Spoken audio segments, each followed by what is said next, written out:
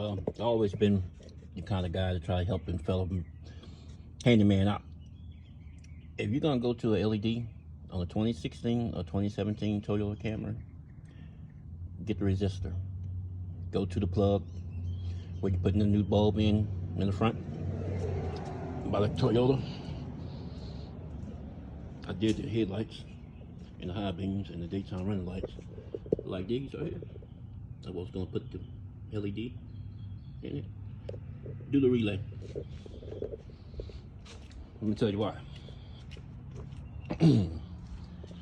See all this? See all that?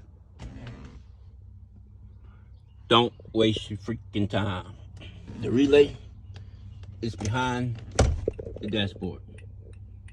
You have to take all that panel off. And I have enough experience with that. You don't want to mess with the dashboard, because once you start pulling screws out of the dashboard and you go back in, guess what? You're never ever gonna have a solid dashboard anymore. It's gonna rattle. It's gonna drive you freaking crazy. Get the relay. Don't do it.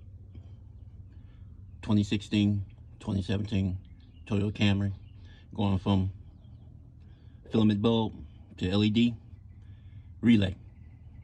No relay. Go to the plug. Trust me.